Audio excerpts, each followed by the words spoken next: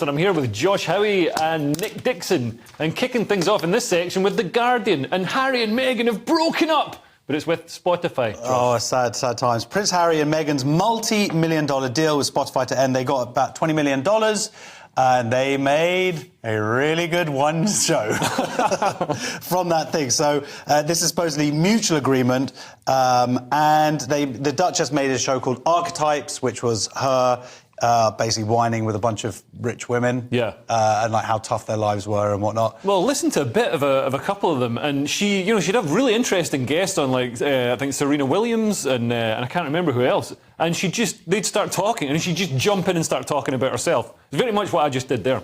Yes, he did it so well. But they're all going on about, now this is in The Guardian, but it's quite, I love how they're sort of going, that it's listeners flocking to her discussions. And also it says here, it was the top podcast charts for in a number of markets. Now that is... what number is that, 0? Well, exactly. Well, also, but it's also like, are they talking about number of markets in just, are we talking about countries here, within age groups, within... Dumfries Woolworths? Yeah, exactly. It's just like, it's such a ridiculous thing here. If it was a real hit, they'd be like, it's number one in the UK or in anywhere. So the idea, number of markets, is just hiding the fact it probably... I'm sure it was pretty big. I think most of the people who listened to it were probably journalists, people involved in the media, who just wanted some tidbits. And I doubt it was $20 million worth. Well, this is the main thing, of course, is that it seems like a massive waste of money. Yeah. I mean, Nick, you've got a successful podcast. What do you think of it? Oh, thanks. I've got 2, yeah.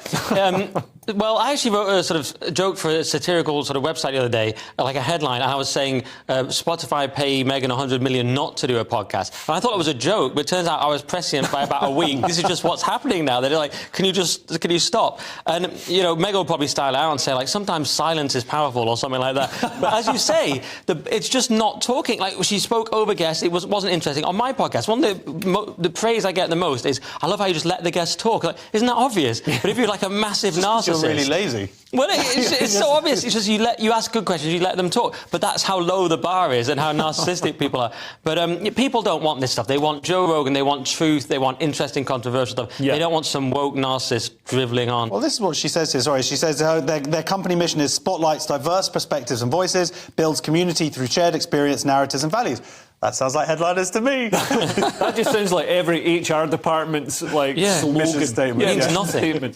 It's a meaningless thing. And all that stuff, I mean, virtue signalling, people like to virtue signal in public, but when you're in the gym or whatever and you've got your headphones in, you don't want to listen to some 3-hour-long virtue signalling winch bag. And do you know what actually would work, though, weirdly? Harry and Meghan, like, talking about their domestics, and, like, Harry, like, saying, you always push me around, Meghan, stuff like that would be amazing. I mean, why did you do that yesterday? You know what I mean? I think he should write an autobiography. I think maybe they want to consider making a documentary, and maybe for one of the streaming services.